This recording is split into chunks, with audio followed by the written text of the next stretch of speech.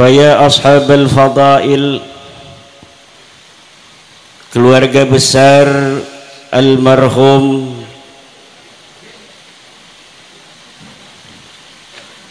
guru kita bersama, orang tua kita bersama, Kiai Haji Rafi'i bin Kertadipa, para anak, para cucu, para cicit, mungkin juga aja yang sudah canggah dari beliau. Alhamdulillah masih ada satu anak beliau, Gus Alwi, juga ketua panitia yang merupakan cucu beliau, sekdes yang merupakan cicit beliau. Semuanya semoga Allah senantiasa berikan kepada anak cucu cicit Kiai Rafi'i keberkahan, tinggi derajat iman Islam. Keluarga besar ini menurut yang saya gali dari keluarga beliau sudah hampir 300 orang yang tercatat menjadi keturunan daripada Kiai Rafi'i sampai saat ini haul yang ke-50. Para kiai, para alim, para ulama dari Kutaliman dan sekitarnya, para pejabat negara yang hadir, dari kepolisian, dari Tentara Nasional Indonesia yang hadir, Bapak Kepala Desa, baik kepala desa setempat maupun kepala desa tetangga yang hadir. Saya lihat tadi ada kepala desa tetangga dan istrinya, para kepala desa ini banyak yang hadir, alhamdulillah. Juga para istri-istrinya, Mbak Lutfi dan sebagainya, para pengurus NU baik PCNU Kabupaten Banyumas, MWCNU se-Kabupaten Banyumas, PC Ansor yang malam hari ini menurunkan pasukan banyak sekali. Yang saya hormati dan saya banggakan sahabat-sahabat Banser semua, juga hadir dari PWI Pusat Gus Imron dan Kiai Syarifuddin dari Tegal, para tokoh Banyumas, Kang Mas Agus KPN, Gus Muhson, Gus Suheri, ini para youtuber bejo dunia akhirat segala macam ini hadir ini, alhamdulillah. Para dulur-dulur sedanten, para kaum muslimin muslimat, al-mutabarrikin bil alim as-salih Kiai Rafi'i yang dihaul malam hari ini oleh keluarga besar beliau. Semoga yang hadir dalam acara haul ini Allah berikan keberkahan dalam hidupnya. Semoga dibanyakkan duitnya, ditinggikan pangkatnya, segala cita-citanya dikabulkan. Jika ada dari kami ya Allah yang malam hari ini dalam keadaan sakit, baik yang nampak maupun yang tidak nampak, ya Rabb, semoga dengan barokah haul dari orang yang saleh Kiai Rafi'i ini ya Allah, Engkau sembuhkan penyakit kami. Jika ada gundah gulana, jika ada rasa duka cita yang menyapa kami malam hari ini karena suatu hal, contohnya tagihan kredit yang semakin dekat namun untuk bayarnya belum ada alamat. Mudah-mudahan dengan barokah hadir malam hari ini tagihan kerudung muslimat akan segera lunas. Ya Rabbal, puja dan puji, rasa tasyakur, tanda memuji kepada Allah yang Maha Suci atas nikmat-nikmatnya yang tiada teruji, terutama nikmat iman penyejuk hati dan nikmat Islam penerang diri untuk mencapai kebahagiaan dan kebenaran yang hakiki.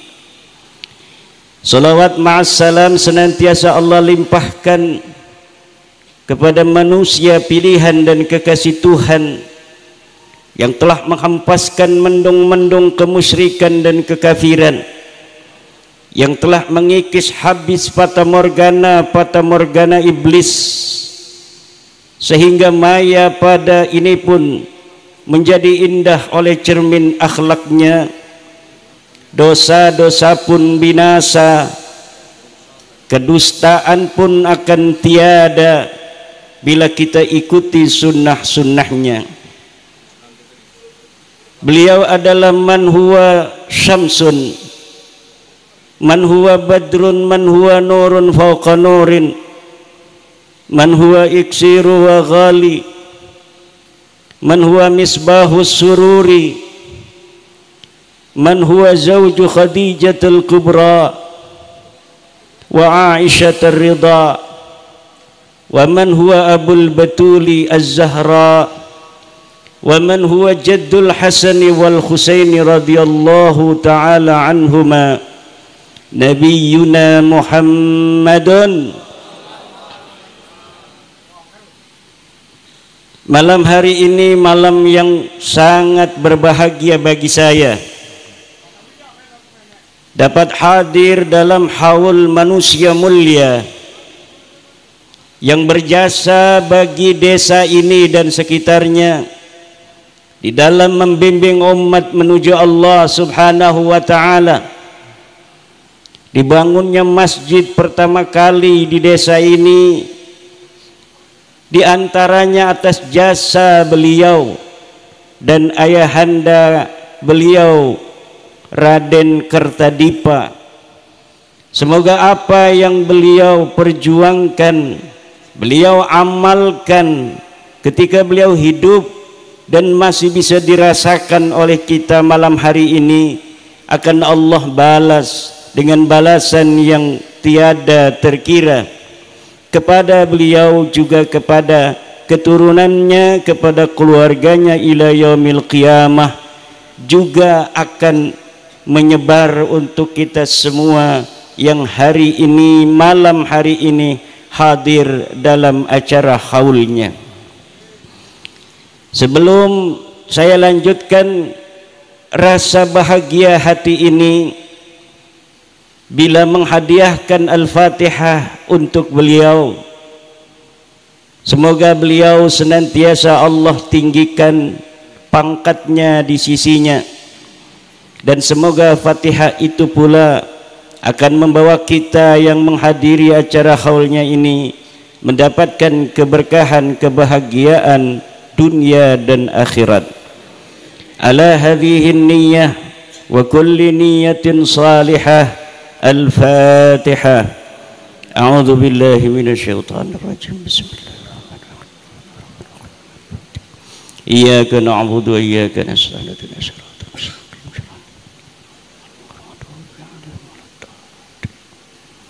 Amin amin Allahumma amin. Dulur-dulur sedanten kang kula hormati, haul merupakan sebuah ibadah. Ibadah itu di dalam Islam ada dua. Pertama disebut dengan ibadatun mahdhatun. Yang kedua ibadatun ghairu mahdhah. Ada ibadah mahdhah, ada ibadah ghair mahdhah. Apa yang disebut dengan ibadah mahdhah? Ibadah mahdhah adalah hiya ibadatun sabitatun min asli masyru'iyyatiha, adalah memang yang awal disyariatkannya dia sebagai ibadah, sebuah ibadah yang memang disyariatkan sebagai ibadah ketika ia disyariatkan. Kalau ibadah ghair mahdhah, hiya laisat ibadatan fil asli walakin tasiru ibadatan ma'an niyah. Suatu ibadah yang asal disyariatkannya dia belum menjadi ibadah, tetapi menjadi ibadah ketika dibarengi dengan niat takarrub, mendekatkan diri kepada Allah Subhanahu wa ta'ala. Ibadah mahdhah terbagi 4. Ibadatun qalbiyatun, ibadatun qauliyatun, ibadatun badaniyatun, ibadatun maliyatun. Ibadah qalbiyah yang masuk dalam ibadah mahdhah contohnya adalah iman bi annal ilaha wahidun huwallahu subhanahu wa ta'ala, bahwa Allah itu satu, bahwa Tuhan itu satu, dia adalah Allah subhanahu wa ta'ala. Ini ibadatun qalbiyatun. Ada ibadatun qauliyatun, adalah an-nutqu bisyahadataini wa qiraatil qur'ani wa dzikri, yaitu mengucapkan asyhadu an la ilaha illallah, tiada Tuhan selain Allah, wa anna Muhammadan Rasulullah, dan sesungguhnya Nabi Muhammad adalah Rasulullah. Ini adalah ibadatun qauliyatun, baca Quran, zikir dan lain sebagainya. Ada ibadatun badaniyatun seperti salat, haji, jihad dan lain sebagainya. Ada ibadatun maliyatun, ibadah harta, zakat mal, zakat fitrah dan lain sebagainya. Ada ibadat ghair mahdhah. Apa contohnya ibadah ghair mahdhah? Ma laisat ibadatan fil asli, sesuatu yang asalnya bukan ibadah, walakin tasiru ibadatan ma'aniyah, tapi dia akan jadi ibadah setelah diniati. Contohnya ngasih duit sama istri, itu ibadah ghair mahdhah. Kenapa ngasih duit sama istri disebut ibadah ghair mahdhah? Karena bukan orang Islam pun ngasih duit sama istri. Betul apa tidak? Maka ketika kita ngasih duit sama istri, ma'aniyah bi anna hadal duit litaqarrubi ilallahi subhanahu wa ta'ala, adalah untuk mendekatkan diri kita kepada Allah. Karena mengasihi istri kita adalah kewajiban, maka ngasih duit sama istri jadi ibadah. Ibadahnya ibadah ghair mahdhah. Ini namanya ibadah ghair mahdhah. Ibadah ghair mahdhah adalah ibadah yang asalnya bukanlah ibadah, tetapi jadi ibadah setelah dikasih nih. Ronda di pos kamling, ibadah ghair mahdhah. Jadi ibadah ketika kita niatkan untuk mengikuti perintah Allah dalam Al-Quran, atiullaha wa atiur rasul wa ulil amri minkum. Haul, ini kita mau bicara haul, itu pembukaan tadi. Haul ini ibadah mahdoh apa ibadah ghair mahdoh? Di sana ada ibadah mahdohnya, baca Al-Quran, betul apa tidak? Ada zikir, itu ibadah mahdoh. Ada ibadah ghair mahdohnya. Apa ibadah ghair mahdohnya? Kumpul-kumpul begini. Ini asalnya tidak disyariatkan, tetapi ketika diniati silaturahmi jadi ibadah. Ketika diniati idkhalus surur, memasukkan kebahagiaan untuk keluarga besar almarhum Yai Rafi'i, maka dia jadi ibadah. YouTuber itu ibadah mahdoh bagi pendukung saya. Ibadah ghair mahdoh bagi pendukung saya. Kalau YouTuber yang dia YouTube-nya itu mendukung, bukan mendukung kebenaran, maka itu bisa menjadi dosa.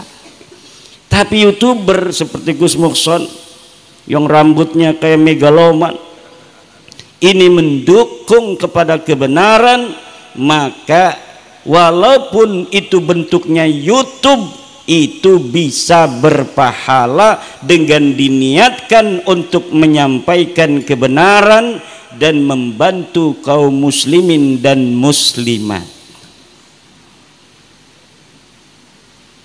Haul ada sejak kapan? Sejak Wali Songo. Islam pertama datang ke Indonesia, Wali Songo sudah haul. Ya haulnya begini, di halaman nggak kelihatan kuburannya. Kalau ada orang haul kayak tetangga sebelah, haulnya di kuburan, kuburannya dikasih kembang sampai nggak kelihatan kuburannya, kembang semuanya. Habis 2 juta beli kembangnya juga. Setelah sekujur tubuhnya dikasih kembang, di atasnya dikasih payung, payungnya dikasih kembang lagi. Ini cara haul, bukan ajaran Wali Songo, bukan haul cara Nahdlatul Ulama. Cara Nahdlatul Ulama dari dulu ya begini, ngundang orang baca Yasin atau baca Kulhu, baca Falak bin Nas, zikir, kemudian ada ceramah, terus ada doa. Kalau ada berkat, bagi berkatnya. Kalau ada aqua, bagi aquanya. Ada kopi, bagi kopinya. Ini coro Nahdlatul Ulama. Ajaran Wali Songo adalah ajaran Islam rahmatan lil alamin, yang mengajak manusia dengan cinta, mengajak manusia dengan kasih sayang. Dan ajaran ini secara ideologis dan biologis diwarisi oleh Nahdlatul Ulama. Coba kita lihat guru-guru kita di dalam mengajarkan agama Islam ke tengah masyarakat, dengan kasih sayang, dengan cinta, tidak menggurui. Kemudian masyarakat berbondong-bondong masuk ke dalam agama Islam. Kita berislam mungkin sudah 500 tahun. Sejak kita berislam ini, Wali Songo mengajarkan bahwa manusia dilihat bukan dari pangkat duniawinya, dilihat bukan dari harta benda yang ia miliki, dilihat bukan dari siapa keturunannya, tapi dilihat dari takwanya kepada Allah Subhanahu wa ta'ala. Para Wali Songo mengajarkan kesetaraan kepada umat Islam, kepada bangsa Nusantara pada masa itu, yang kemudian menjadi Indonesia pada tahun 1945. Indonesia merdeka 1945, Kiai Rafi'i membangun masjid ini 1924, beberapa puluh tahun sebelum Indonesia merdeka. Maka pantas kalau kita masyarakat kampung ini malam hari ini hadir dengan perasaan sukacita. Wajar kalau malam hari ini masyarakat ingin mendoakan salah seorang yang menjadi barometer Islam ketika itu, dan kemudian Indonesia merdeka pada 1945. Beliau masih hidup ketika itu. Beliau malam hari ini di haul yang ke-50. 50 berapa? Pas 50. Masya Allah. Ini the golden age, tahun emas. 50 tahun itu kalau orang menikah 50 tahun itu pernikahan emas. Kalau 25 tahun pernikahan perak. Kalau baru 1 tahun cerai itu pernikahan timah. Timah jala itu. Alhamdulillah hari ini Islam berkembang. Islam yang berkembang di sini Islam apa? Islam Banser, Islam Nahdlatul Ulama, Islam yang penuh kesetaraan. Walaupun saya ini duduknya di kursi, ini duduk di kursi tugas doang. Karena kalau duduknya sama dengan Bapak nanti nggak kelihatan, betul apa tidak?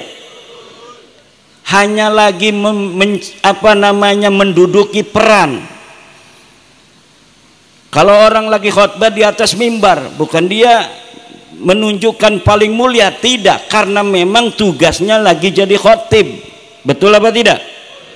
Tapi ada klan, sebuah klan yang menyatakan dirinya mulia ala kulli hal, dalam segala hal, dalam segala keadaan, dari orang lain, dari suku-suku lain, hanya berdasarkan karena dia keturunan seseorang.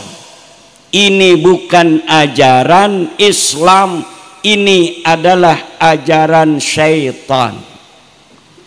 Tidak ada di dalam ajaran Islam seseorang lebih mulia dari orang lain hanya berdasarkan keturunannya. Dia harus terbukti berprestasi dalam hidupnya. Gus Alwi hari ini orang mulia bukan karena beliau adalah anak dari Kiai Rafi'i, bukan karena beliau cucu daripada Raden Kertadipa, tetapi karena beliau berprestasi, beliau belajar, beliau mau menuntut ilmu, kemudian mengabdi di tengah masyarakat. Para kiai menjadi kiai bukan hanya karena dia anak kiai, tetapi karena ilmu yang dimilikinya dan dharma baktinya kepada masyarakat dan takwanya kepada Allah Subhanahu wa ta'ala. Setiap ajaran yang berbeda dengan ajaran Al-Quran, bahwa nilai kemuliaan dilihat daripada takwanya, maka itu bukan ajaran Islam, walaupun yang menyampaikan pakai udeng-udeng segede Vespa. Itu bukan ajaran Islam. Ajaran Al-Quran sudah jelas, kemuliaan berdasarkan takwa, tinggi pangkat berdasarkan ilmu. Yarfa'illahu alladhina amanu minkum walladhina utul ilma darajat. Hadis Nabi mengatakan la fadla li arabiyyin ala ajamiyyin. Tidak ada keunggulan bagi orang Arab terhadap orang ajam, apalagi hanya orang-orang yang mengaku Arab tapi tes DNA-nya bukan tes DNA Arab.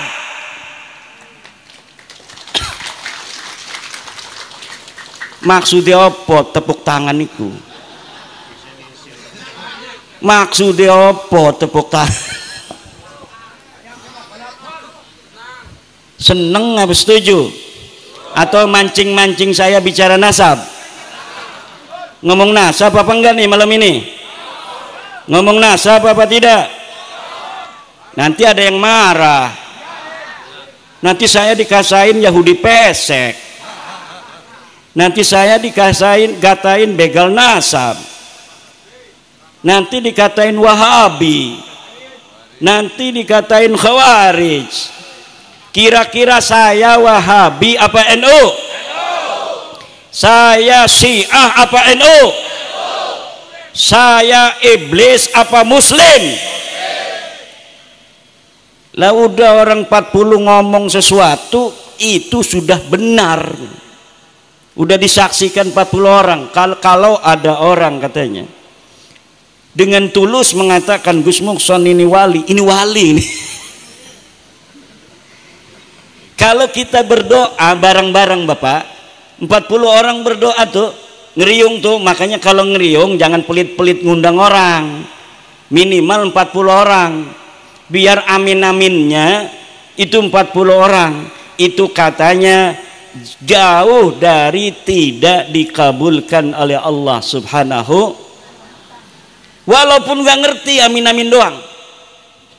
Yang ngedoakan apa namanya tuh siapa? Kiai. Allahumma sholli ala sayyidina Muhammadin fil awwalin wal akhirin. Amin. Padahal dia nggak ngerti apa-apa. Tapi Allah Maha Penyayang, Allah Maha Pengasih. Doa dia walaupun dia tidak ngerti, husnudzon kepada kiai, bahwa kiai berdoanya ini adalah berdoa yang baik untuk dirinya dan untuk yang hadir, maka apa yang didoakan kiai itu akan diberikan juga kepada dia yang ikut. Amin.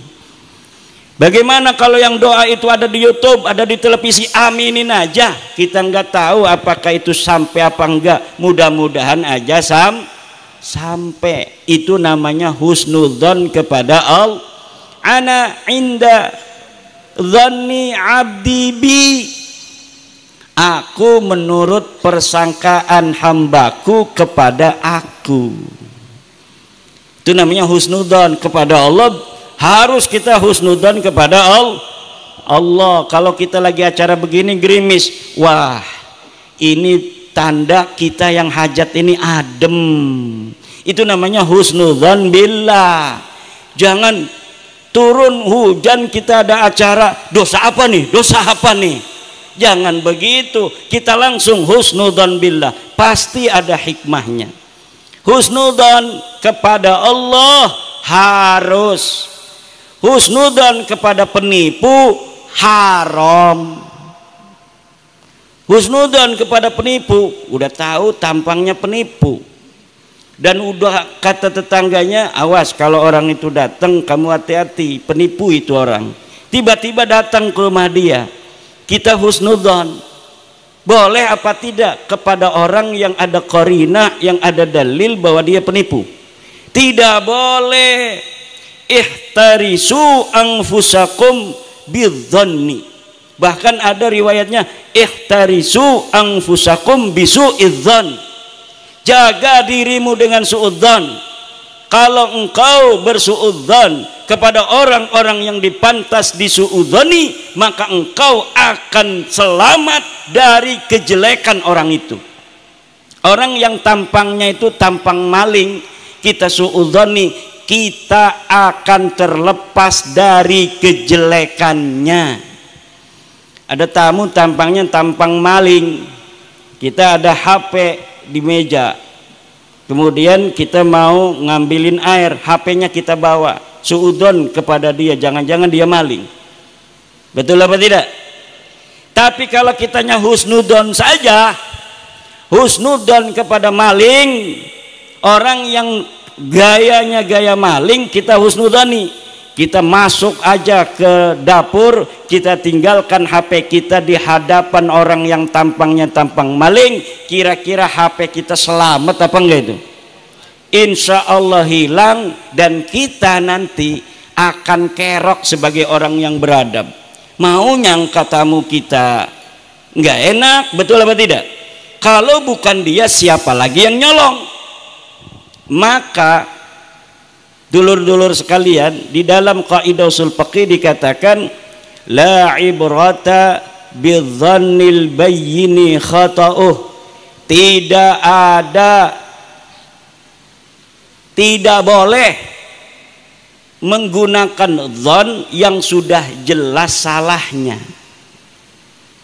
Kita husnudzon kepada orang yang tidak kita kenal, tampangnya pakai sorban, pakai jubah kayak saya begini, kemudian assalamualaikum, ngomongnya juga lembut, Bapak ada di rumah. Kira-kira orang begitu amarahnya, alamatnya orang baik apa orang jahat?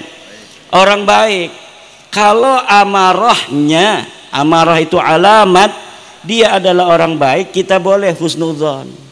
Mangga nanti bapak saya ada, panggilin bapak kita, husnudzon kita. Ada HP, ada ini juga, nggak bakal pakai jubah begitu mau nyolong. Itu masih mending begitu. Tapi kalau tampangnya udah urakan, akhlaknya tidak menunjukkan orang yang saleh, gebrak-gebrak pintu, assalamualaikum, assalamualaikum, bapak ada, kita belum pernah kenal, dia belum pernah datang, maka layak orang itu untuk disuudzoni. Kalau misalnya ada orang saleh zaman dulu datang ke kiai, contohnya Mbah Hasyim Asy'ari, ngaku cucu Nabi. Mbah Hasyim Asy'ari melihat akhlaknya baik, orangnya saleh, megangnya tasbih, subhanallah, subhanallah, masya Allah, akhlaknya tandak tunduk pada Mbah Hasyim.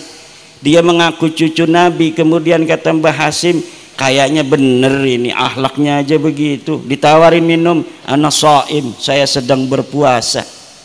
Kemudian dia amplopin misalnya Mbah Hasyim, nolak dia, malah dia ngambil emas 10 gram, ini buat Mbah Hasyim. Masya Allah, orang akhlaknya begitu. Kira-kira ngaku cucu Nabi, kita percaya enggak? Percaya, walaupun kita tidak tanya-tanya kepada dia nasabnya mana, susunan silsilahnya mana, akhlaknya baik. Tapi kalau ada orang yang suka mencaci maki, gayanya tidak menunjukkan gaya tawadhu, kayak preman pasar, ngaku cucu Nabi, ngaku ada darahnya Nabi yang mengalir dalam tubuhnya, kira-kira kita terima apa tidak itu pengakuannya? Kira-kira perlu diverifikasi apa tidak? Kira-kira perlu tes DNA apa tidak orang model begini? Tes DNA perlu apa tidak? Haram. Tes DNA itu haram. Nggak boleh tes DNA, tidak ada di dalam kitab fikih, tidak ada di dalam madhab Syafi'i. Imam Syafi'i tidak bicara tentang DNA. Ari Imam Syafi'i mangges 1000 tahun tak aya DNA eta zaman Imam Syafi'i mah tak aya. Leres ente? Tidak ada DNA di masa lalu. DNA itu bukan tugasnya Imam Syafi'i, DNA itu tugasnya LBM PBNU, tugasnya Komisi Fatwa Majelis Ulama Indonesia yang ada sekarang. Jangan bawa-bawa yang sudah wafat. Tugas-tugas guru kita sudah selesai pada masanya. Hari ini adalah tugas ulama-ulama yang ada pada masa ini. Kalau ada nawazil, kalau ada hadisah yang timbul hari ini, jangan bawa-bawa ulama masa lalu yang hadisah itu tidak ada pada masa lalu. Untuk mencari hukum kripto, jangan cari di dalam kitab Nihayatuz Zennya Syekh Nawawi Tanara Al-Bantani, karena pada masa Syekh Nawawi Tanara belum ada kripto. Tapi tanya kepada Komisi Fatwa MUI, tanya pada LBM PBNU, LBM PWNU, LBM PCNU, tugas mereka untuk menjawab kripto halal apa haram. Kalau ada nawazil pada hari ini ditemukan bukti bahwa klan Ba'alwi bukan cucu Nabi, ditemukannya saat ini, Jangan tanya Mbah Hasyim Asy'ari yang sudah tiada. Jangan tanya kepada Mbah Khalil Bangkalan yang sudah tiada. Jangan tanya Mbah Maimun Zubair yang sudah tiada. Tapi tanya ulama-ulama sekarang yang faham akan dalil-dalilnya, apakah Ba'alwi ini nyambung apa tidak sebagai keturunan Nabi. Betul apa tidak? Bagaimana kalau yang ditanya saya? Kalau saya yang ditanya, saya terangkan sesuai apa yang saya baca di dalam kitab-kitab nasab yang ada pada masa di mana Ubaid ini diperkirakan hidup, yaitu di abad keempat. Dia punya anak namanya Alwi di abad kelima. Kita tanya kepada kitab-kitab yang ada di abad kelima, apakah dia ditulis sebagai cucu Nabi ataukah tidak? Alwi katanya punya anak namanya Muhammad. Kita tanyakan kepada kitab-kitab yang ada di zamannya Muhammad ini, apakah dia sebagai cucu Nabi ataukah tidak? Dan saya sudah membaca kitabnya ada, kitabnya sudah ditulis. Kitab nasab di Yaman itu banyak yang nerangin Ahmad bin Isa. Ahmad bin Isa punya anaknya berapa, dia adanya di mana, kemudian siapa-siapa nama anaknya itu. Anaknya 3, namanya Muhammad, Ali dan Husain. Klan Ba'alwi mengatakan leluhurnya namanya Alwi bin Ubaid bin Ahmad bin Isa. Ahmad bin Isa saya verifikasi, telah ada dicatat di dalam kitab Tahdhibul Ansab, benar dia cucu Nabi Ahmad bin Isa ini. Jadi Sayyid Ahmad bin Isa betul-betul cucu Nabi. Diverifikasi banyak kitab yang ada pada masanya atau masa yang paling dekat dengan Ahmad bin Isa. Ada Tahdhibul Ansab, ada kitab Al-Majdi, ada kitab Muntaqilatut Talibiyah, ada kitab Asy-Syajarah Al-Mubarakah, ada kitab Al-Fakhri, ada kitab Al-Asili, ada kitab Umdatut Talib, ada kitab An-Nafah Al-Ambariyah, ada kitab Tuhfatut Talib. Semuanya mencatat Ahmad bin Isa adalah keturunan baginda Nabi besar Muhammad sallallahu alaihi wasallam. Lalu ada orang di abad 9 mengaku sebagai keturunan Ahmad bin Isa yang ada di abad keempat.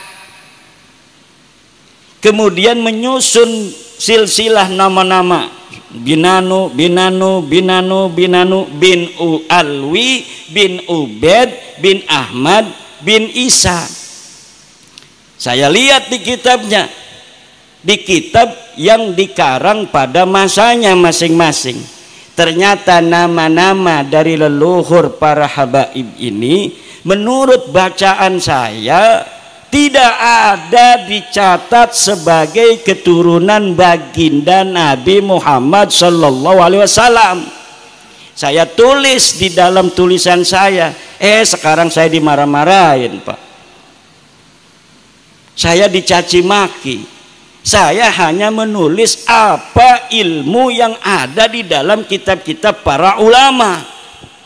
Bahwa para ulama dulu sudah mencatat bahwa Ahmad bin Isa betul cucu Nabi, tapi dia tidak punya nama anak Ubaid. Dia tidak punya cucu namanya Alwi.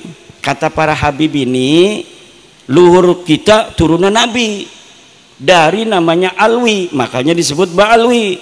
Punya ayah namanya Ubaid. Ubaid ini anaknya Ahmad bin Isa. Kata saya bukan. Ini saya lagi wadul, Pak, karena saya dicaci maki melulu gara-gara ngomong ini, supaya orang sini ngebelain saya.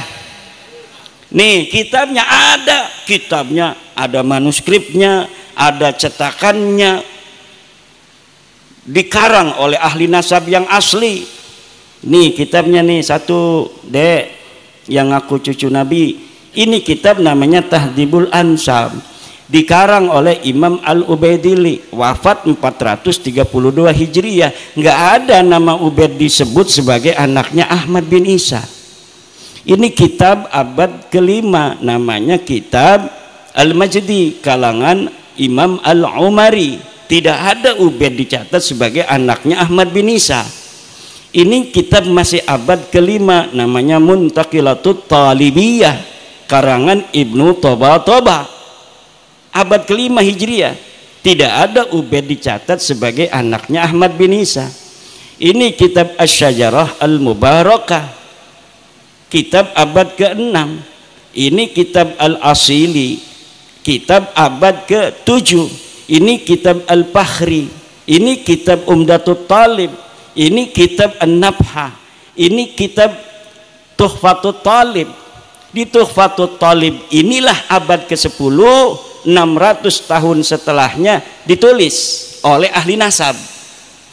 Tetapi keluarga mereka sudah menulis dulu, mengakunya di abad 9. Jadi 550 tahun setelah wafatnya yang diaku, baru ada pengakuan dari sekelompok orang bahwa dia keturunan Nabi melalui Ahmad bin Isa. Jadi tidak ada sebelumnya yang nyatet sendiri. Enggak terima, Pak. Tidak terima kepada saya. Kemarin saya di Tuban mau ceramah, nggak boleh datang. Minta bantuan polisi dia untuk mencegah saya datang. Saya tetap datang aja. Bismillahirrahmanirrahim. Alhamdulillah tidak ada apa-apa. Dan ini terverifikasi apa yang saya teliti, yang sudah mempunyai kesimpulan. Kalau saya kesimpulannya itu sudah hakul yakin 100% bahwa para habaib yang ada di Indonesia ini, dari marga Al-Attas, As-Segab, bin Syihab, bin Yahya dan sebagainya, itu yang disebut Habib, bukan keturunan baginda Nabi besar Muhammad sallallahu alaihi wasallam. Dan itu tidak merendahkan mereka. Kenapa tidak merendahkan mereka? Karena manusia mulia bukan karena nasabnya. Betul apa tidak? Biasa-biasa saja itu sebenarnya. Misalnya begini, ada orang yang sejak kecil dia diingu oleh orang lain. Dia tidak tahu kalau dia anak angkat. Betul apa tidak? Dia anak seorang kiai, tapi wayuan, wayu ning Banyumas. Barang anu lahir lah kajodoh, pegatan. Kerunya Gus Mukson ki, lah takingunang kita beh dia. Diarani bintine abine bin Muhsonuddin. Sampai gede deke werwe bin Muhson. Barang arep kawin anak wadon ki, jere Gus Mukson kawinaken nang kita bakal resah. Lamun diomong bukan sedih. Sedih orang kira-kira ya sedih, tapi kan itu hak. Tidak merendahkan dia. Tapi kita untuk menyelamatkan dia. Kalau kita yang menikahkan tidak sah, wong kita ayah angkatnya. Betul apa tidak? Kalau kita berikan, mungkin akan puyeng sedikit, sedih dia meneteskan air mata. Ternyata ayahnya Gus Mukson yang selama ini dianggap sebagai ayah aslinya, yang ganteng ini, ternyata setelah 20 tahun terbukti bukan ayahnya. Tentu ada sedih, tetapi itu menyelamatkan anak dan keturunannya ila yaumil qiyamah. Coba kalau Gus Muksonnya tidak katakan kepada anaknya ini bahwa dia adalah bukan anaknya, kemudian Gus Mukson berani saja menikahkan anak angkatnya ini yang perempuan, nikahnya tidak sah. Tentunya karena nikahnya tidak sah, kurang barokah. Walaupun dianya tidak tahu kalau nikahnya tidak sah perempuannya ini. Tapi lama-lama akan banyak masalah, karena nanti pasti sesuatu yang ditutupi akan terbongkar. Kamu sudah punya anak menikah, dulu yang nikahin Gus Mukson ya. Gus Mukson itu bukan bapak kamu. Tentunya akan ada masalah yang lebih banyak di masa depan. Hari ini kita katakan, Bib, ente bukan cucu Nabi. Supaya apa? Supaya tidak ada kesalahan lagi. Yang lama-lama itu tidak berdosa. Yang lalu-lalu mereka mengakui diri mereka sendiri sebagai turun Nabi, itu tidak berdosa. Kenapa mereka tidak tahu? Sekarang dikasih tahu oleh ahli ilmu. Ahli ilmu itu orang yang sudah membaca keterangan, sudah tahu, ngasih tahu, ente bukan cucu Nabi. Ya harusnya terima kasih, ngamplopin harusnya. Ini malah saya marah-marah, katanya saya Yahudi pesek, katanya saya dajjal, kata saya iblis. Yang mau ngasih tahu buat selamat ente semua, kok malah saya dimarah-marahin, dicegat di mana-mana. Katanya pemecah belah umat. Umat yang mana? Kita ngasih tahu kok. Kecuali sayanya fitnah, tidak ada data. Ini datanya ada, tinggal dibaca. Nggak mau baca. Pokoknya yakini aja saya sebagai cucu Nabi. Nggak bisa. La yajuzu lil alimi kitmanu ilmihi fi hadzal bab. Tidak boleh bagi orang yang sudah tahu seseorang itu bukan anak dari ayahnya, dia biarkan tidak tahu, Pak. Tidak boleh. Haram hukumnya kita membiarkan seseorang yang bukan anak seseorang kemudian dinisbatkan kepada yang bukan ayahnya. Boleh itu kalau kepada kakeknya, kayak Nabi Muhammad itu kadang-kadang disebut Muhammad bin Abdul Muttalib. Ana Muhammad la kadhib, ana ibnu Abdul Muttalib. Ana Muhammad la kadhib, ana ibnu Abdul Muttalib. Ana ibnu Abdul Muttalib. Kalau ke kakeknya boleh, kalau ke buyutnya boleh, kalau ke jangganya boleh. Makanya ada bin Adam aja kan, karena Nabi Adam itu kakeknya. Imaduddin bin Adam boleh. Kenapa? Nabi Adam itu kakek saya. Gus Muson, Nabi Adam kakeknya bukan. Jangan-jangan bukan dari Nabi Adam ini. Nah, ke kakek kita boleh. Seperti pengarang Alfiyah. Siapa? Muhammad bin Abdullah bin Malik. Itu dia langsung Muhammad bin Malik, tidak Muhammad bin Abdullah. Itu kepada kakeknya boleh. Nah, kata Allah, ud'uhum li'abaihim. Panggil mereka, orang-orang itu dengan nama bapak-bapak mereka. Bapak-bapak itu bapaknya, kakeknya, buyutnya, cangga, waring, krepek, balung, udeg-udeg, gantung, siwur, terus sampai Nabi Adam. Boleh tuh dia. Kalau dia ada catatan dari Nabi Ibrahim, misalnya Gus Mukson bin Ibrahim, boleh. Karena ada catatan dia masih keturunan Nabi Ibrahim. Kalau dia ada turunan bin Adam, boleh. Karena semua kita adalah anaknya Nabi. Ibunya Hawa, makanya yang perempuan bin Hawa, binti Hawa. Anak perempuannya Nyi Siti Hawa. Anak laki-lakinya Nyi Siti Hawa bin Hawa, binti Hawa. Itu boleh. Bagaimana kalau yang tidak tahu? Fa illam ta'lamu aba'ahum. Kalau kalian tidak tahu nama bapak-bapak mereka, fa ikhwanukum fiddini wa mawalikum. Maka tetap mereka adalah saudara kamu.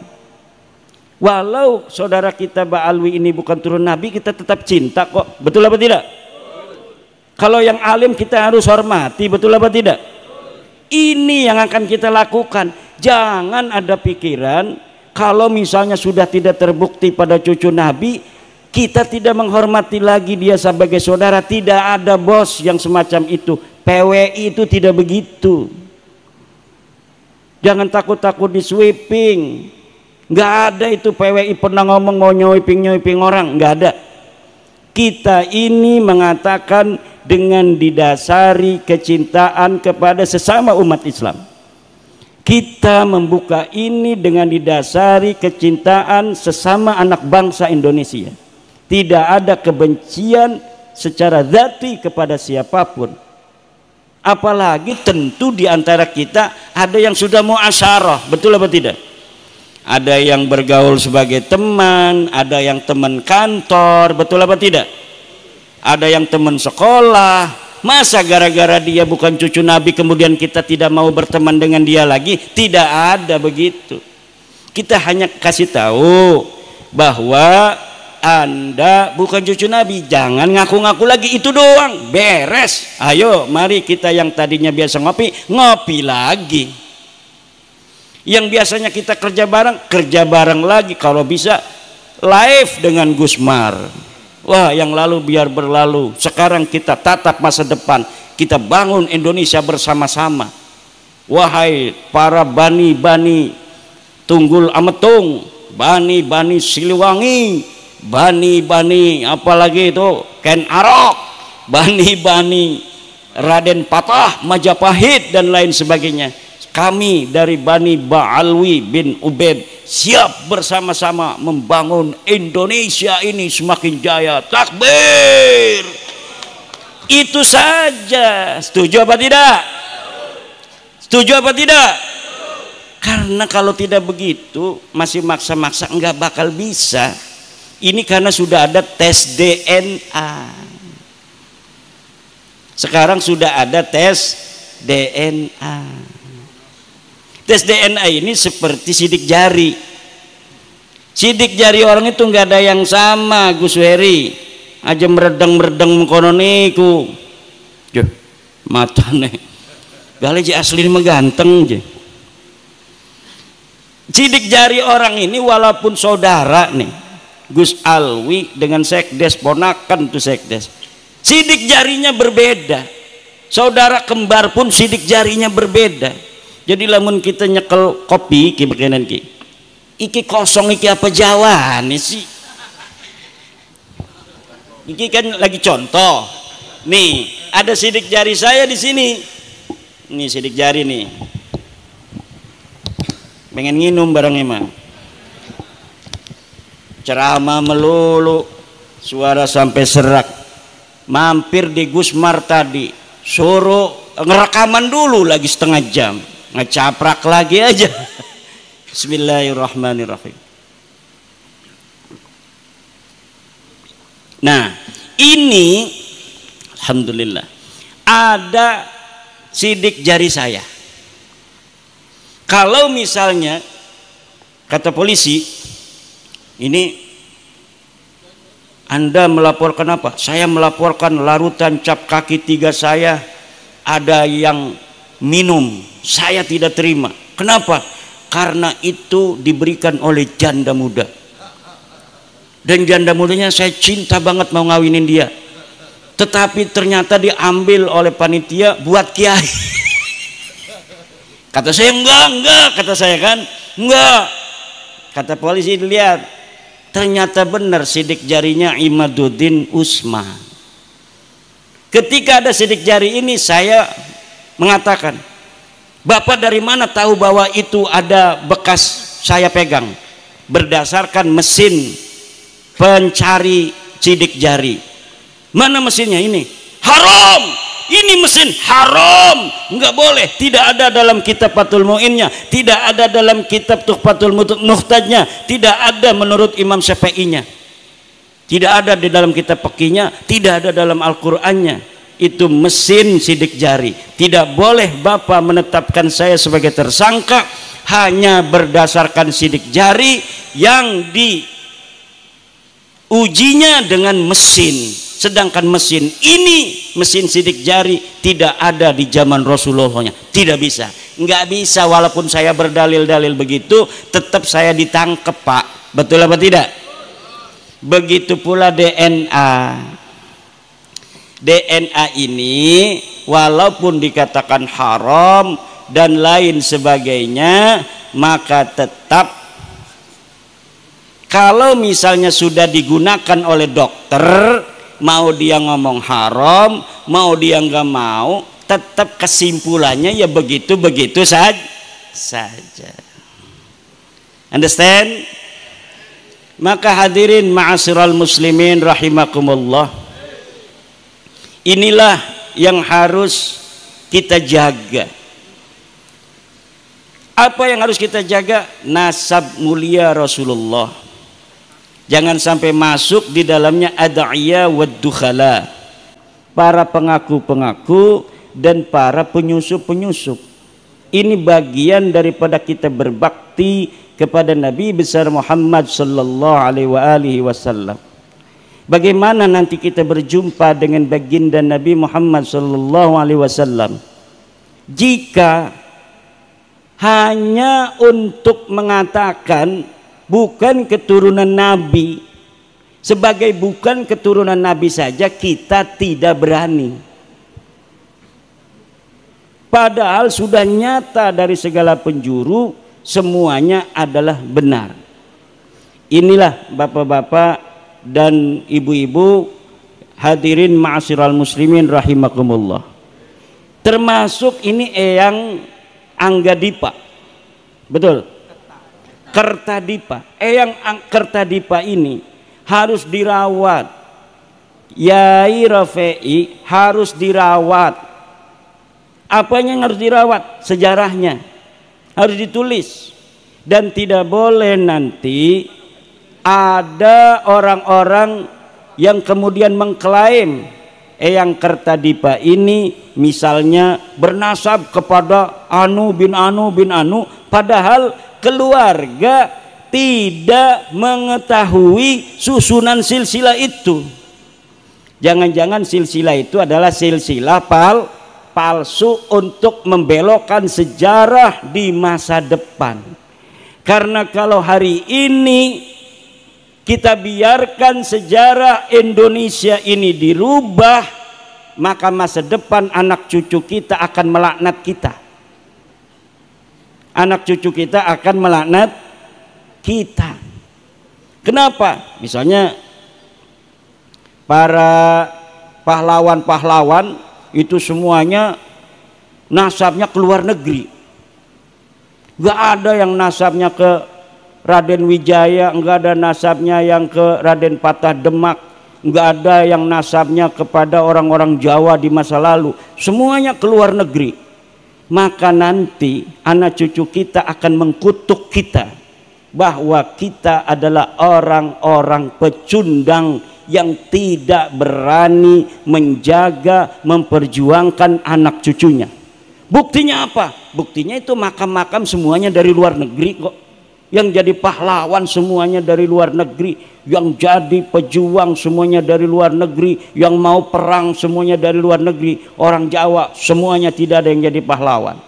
Mereka akan mengutuk kita yang hidup 2024 ini, sedangkan mereka hidupnya bisa jadi 200 tahun lagi, di mana waktu itu sejarah sudah berubah semua. Sampai bendera Indonesia katanya orang luar negeri yang menentukan. Tanggal 17 Agustus kemerdekaan kita katanya karya orang luar negeri penentuan harinya. Kemudian NU organisasi kita katanya yang menjadi pendirinya juga orang luar. Mbah Hasim katanya disuruh-suruh doang. Ini kebanggaan kita terhadap jati diri bangsa Indonesia sendiri. Anak-anak Nusantara akan menjadi luntur di masa depan. Anak kita hanya akan mengenal kita sebagai para pecundang yang memalukan. Mau bapak-bapak disebut pecundang? Kalau tidak jaga sejarah, sejarah Banyumas, sejarah Purwokerto, jaga dulu siapa yang jadi bupati. Oh, yang jadi bupati adalah kakeknya Pak Prabowo. Betul apa tidak?